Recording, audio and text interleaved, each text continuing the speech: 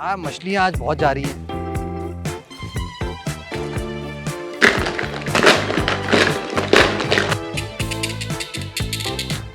Even एक pencil से भी इस फोन की बैक में निकल गया।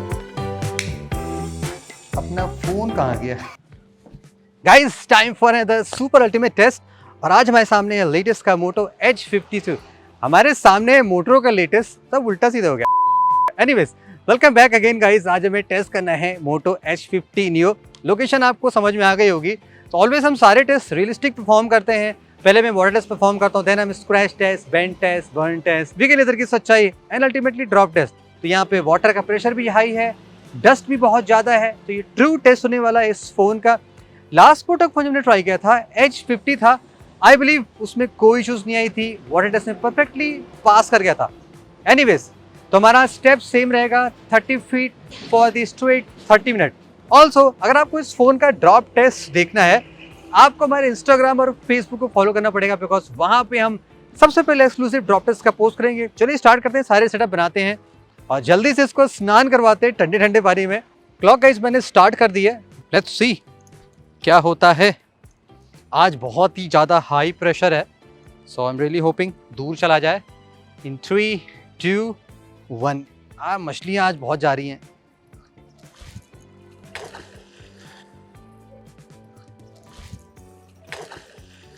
ये गया 30 फीट डीप। हम 30 मिनट के लिए वेट करते हैं, तो मैं यहाँ वेट करता हूँ। देखो कितना हाई प्रेशर है, देखो आगे बढ़ जा रहा है, देख रहे हो? सीरियसली बहुत ही हाई प्रेशर है। ठंडा पानी भी है, बहुत गंदा भी है, काफ़ी डर्ट है इसमें, चिकनी मिट्टी विट्टी सब कुछ है। ओके, तो वेट फॉर 30 मिनट, देखते हैं आगे क्या होता है।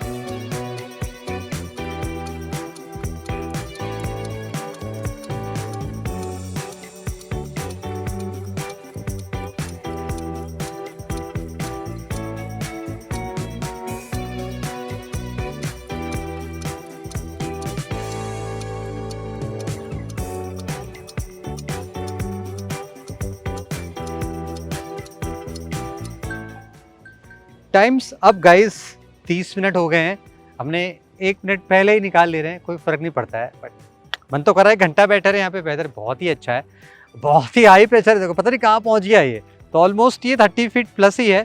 तो let's take the phone out.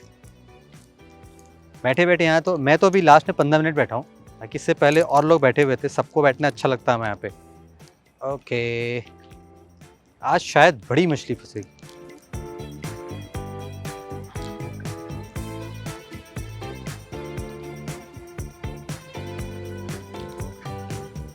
ठंडा हो गया है।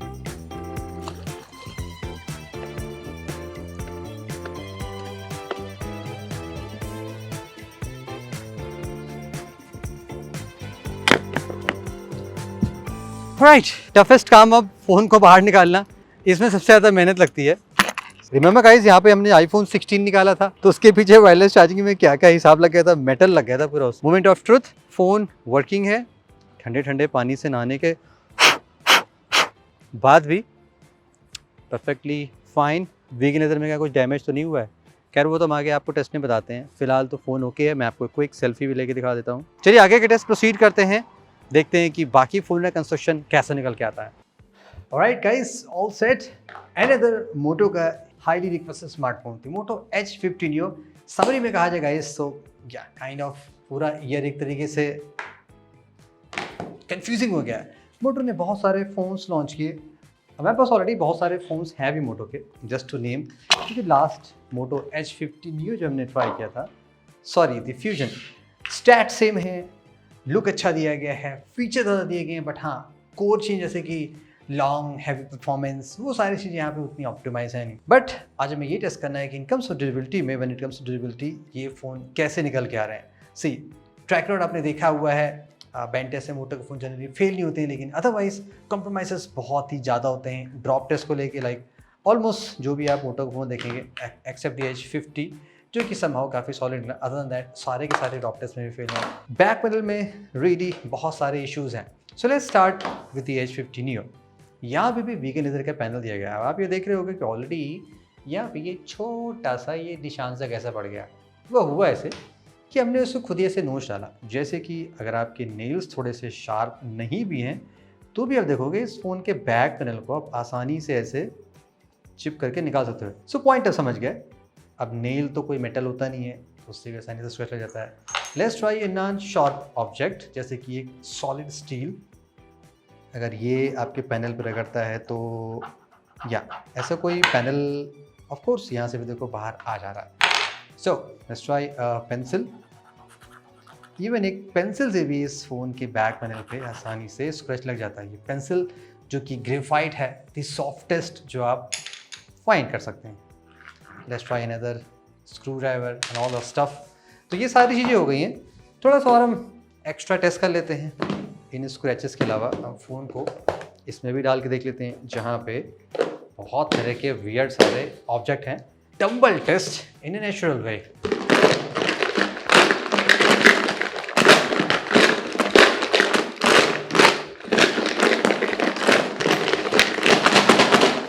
फिर भी हमने डस्ट यहाँ पे डाल रखा है, क्या जस्ट टू सी कि क्या होता है। Let's take it out. अपना फ़ोन कहाँ गया? कुछ ज़्यादा ही अंदर घुस गया था। हमें तो इतनी उम्मीद भी नहीं थी कि फ़ोन हमारा इतना अंदर घुस जाएगा। गया कहाँ? Oh there it is, the Moto Edge 50। मुझे अपनी चॉर्सी से इसको बाहर निकालना पड़ेगा, बिकॉज वो देखो यहाँ पे एक स्पीकर मॉड्यूल है। आप आसानी से देखोगे ये यहाँ पे चिपक गया। तो मैं इसको वॉश करके लाता हूँ, बिकॉज IP68 फ़ोन है। तो एटलीस्ट इस मामले में मोटोरोला ने तो एकदम क्रांति ला दी है कि फ़ोन देंगे तो वाटरप्रूफ ही देंगे, अदरवाइज देने से फ़ायदा क्या। वैसे अभी भी गाइस यहाँ पे बहुत सारे स्क्रैचेस तो पड़े हुए हैं, कुछ फाइन डेंट्स जो मुझे और दिखाई पड़ रहे हैं।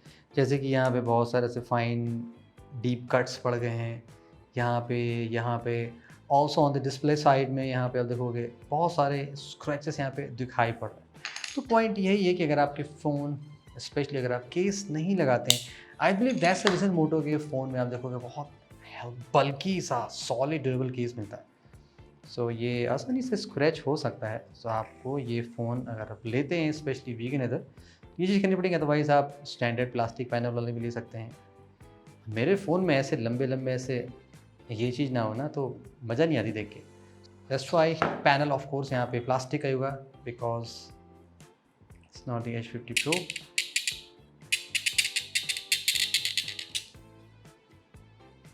शाइनी मटेरियल है। यहाँ पे छोटा सा माइक्रोफोन, रियली एक बॉटम में है, एक यहाँ पे भी है। पावर बटन आसानी से बाहर आ जा रहा है, एंड दी वॉल्यूम बटन 2। और यहाँ पे बहुत सारी डस्ट भरी हुई है। अगर आप यहाँ पे केयरफुली देखेंगे, जब मैंने इस फ़ोन को नदी में रखा था तो शायद बहुत सारी डस्ट चली गई होगी। सो आप हर पोर्ट पे देखोगे, लाइक इवन अगर आप चार्जिंग पोर्ट पे देखेंगे, और इवन यहाँ पे ये जो स्पीकर मॉड्यूल है, यहाँ पे भी बहुत सारे ऐसे आपको डस्ट दिखाई पड़ जाएंगे। केयरफुली देखेंगे आपको समझ में आ जाएगा। मैं कुछ मैक्रोज दिखा दूँगा। तो ये एक एडवांटेज होता है IP6 सर्टिफिकेशन इसमें होता है, यानी कि वो डस्ट प्रूफ भी होता है। सो ये एक बेटर पार्ट होता है। सिम ट्रे बाहर निकालते हैं, शायद यहाँ पे भी कुछ डस्ट मिल जाए। देखो गैस्केट प्रोटेक्शन की इस तरफ आप देखोगे बहुत सारे यहाँ पे डस्ट है, बिकॉज डॉल्बी एटमॉस का सपोर्ट दिया गया। स्पीकर्स मोटो के ठीक होते हैं, नॉट प्रॉब्लम। क्योंकि यहाँ पे कोई ऐसा कटआउट है नहीं तो डस्ट सेटल होने का कोई चक्कर नहीं है। ये ऑफ कोर्स मेटल का होना चाहिए। यप, अब इतने फ़ोन मोटो के टेस्ट कर लिए, हमें इतना तो अंदाज़ा हो ही गया कि कहाँ पे क्या मिलेगा।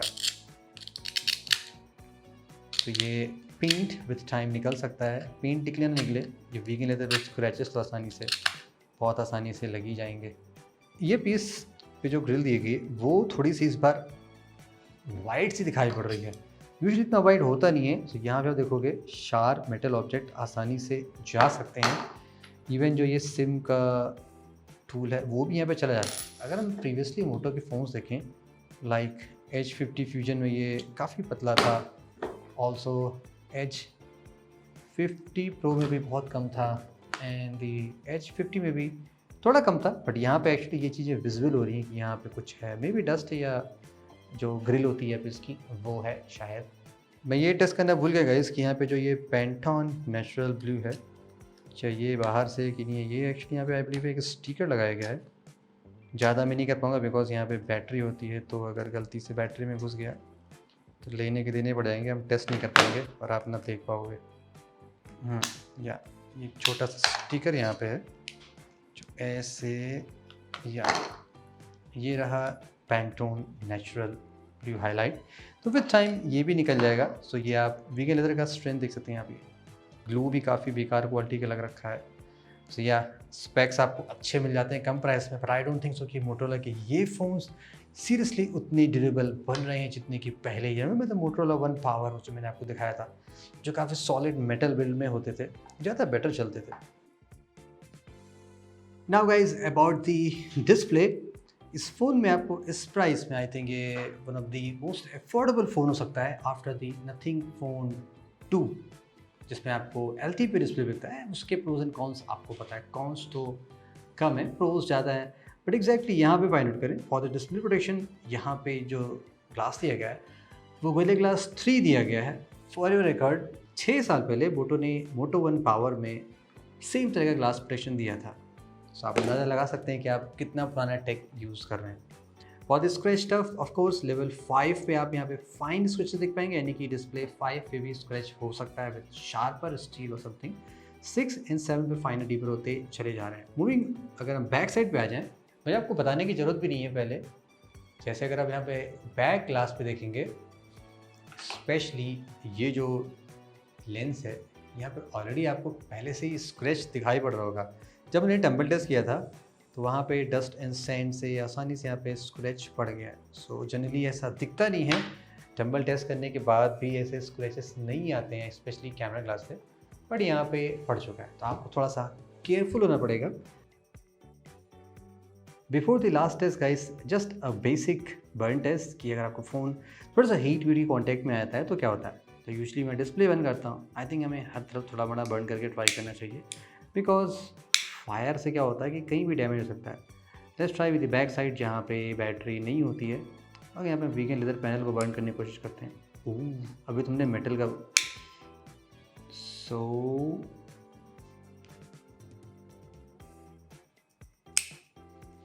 हल्का सा हीट के कांटेक्ट में आते ही जो वीगन लेदर है वो शेप चेंज कर देता है, और आसानी से देखो कि वो खुद ही बाहर आ जा रहा है। तो अगर आपका फ़ोन ज़्यादा, जैसा नहीं कि डायरेक्ट हीट के कांटेक्ट में आ जाए, अगर ये हीटेड इन्वायरमेंट के कांटेक्ट में भी आ जाएगा तो भी आप देखोगे इसका पैनल आसानी से ऐसे बाहर से निकल आ रहा है। हाँ, ये पैंटोन वेरीफाइड कलर अच्छे तो लगते हैं। अगर हम फ्रेम को बर्न करके देखें, camera side, wow solid frame तो जरा सा भी हीट लगाने से सुपर बर्न हो जा रहा है। आप देख रहे हो कि इस पे जो पेंट है कितनी आसानी से बाहर आ जा रही है। इतना तो मैंने एक्सपेक्ट भी नहीं किया था। ये जो यहाँ पे चिकनी से लेयर लगी है, ये कैसे बना। अब आप कहोगे आपको बर्न कर करता है, मैंने कब कहा आप फ़ोन को बर्न करोगे। हो सकता है आपके फ़ोन ऐसे हीटेड इन्वायरमेंट में आ जाए, ज़्यादा धूप में आप घूमते टहलते हो ना गर्मियों में, तो फ़ोन 50 डिग्री वैसे पहुँच जाता है। आई थिंक आपको पता होना चाहिए। और ये प्लास्टिक बहुत आसानी से बर्न की हो जा रही है। एंड मूविंग फर्दर, डिस्प्ले की बात कर लें।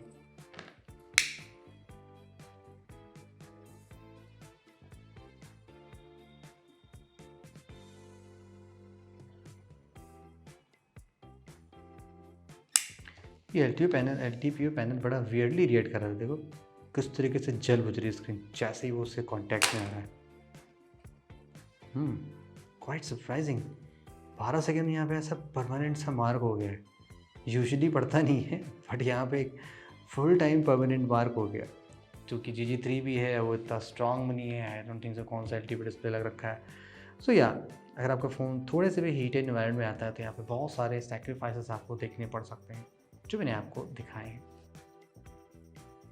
Eight the last as usual time for the burn test. बहुत सारे यहाँ पे प्लास्टिक जला हुआ सा महक रहा है। मैंने बर्न बोल दिया। Okay, time for the burn test guys. होता रहता है एक्साइटमेंट में, बहुत से यहाँ पे प्लास्टिक सा महक रहा है। सो मोटो के phone I don't think so कि एक ही फ़ोन शायद कभी बर्न ने फ्यूज हुआ था, बट या इस टर्म्स में एटलीस्ट प्राउडली आपको कह सकता हूँ कि मोटो के फ़ोन इस टर्म्स में तो सॉलिड होते हैं। Unlike the Redmi and the where's Redmi? Unlike the Redmi and the Poco के फ़ोन्स जो कि सुपर फ्रेजाइल होते हैं। बाय द वे, इस वॉल में आपने ऑलरेडी देखा है कितने अच्छे फ़ोन लगा रखे हैं। ये रहा लेटेस्ट X6 Pro, जिसके आप अंजर पंजर आसानी से देख सकते हैं। कोई भी यहाँ पे आपको मोटो का फ़ोन नज़र नहीं आ रहा होगा जो इतनी बुरी तरीके से फेल हुआ होगा। माइक्रोमैक्स, रेडमी, रियलमी, ऑनर सभी हैं, एप्पल भी है यहाँ लगा रखा है सेंटर में। Okay, let's bend first from the display side. काफ़ी पॉजिटिव है, कुछ होना नहीं चाहिए। इन 3, 2, 1।